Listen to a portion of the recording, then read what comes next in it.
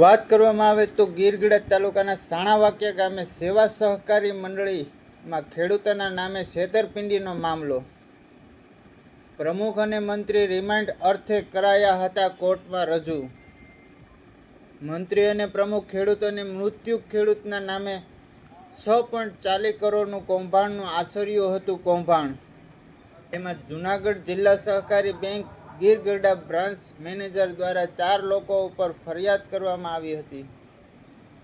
કૌભાંડના મુખ્ય સૂત્રધાર સાણાવાકિયા સેવા સહકારી મંડળીના મંત્રી અને પ્રમુખને પોલીસે પકડી પાડી કોર્ટમાં 14 દિવસ માટે રિમાન્ડ માંગ્યા. કોર્ટે આગામી બુધવાર સાંજ સુધીમાં 4 દિવસના રિમાન્ડ આપ્યા. ઓરિસ્સા ફૂના હુસેન ભાદરકા.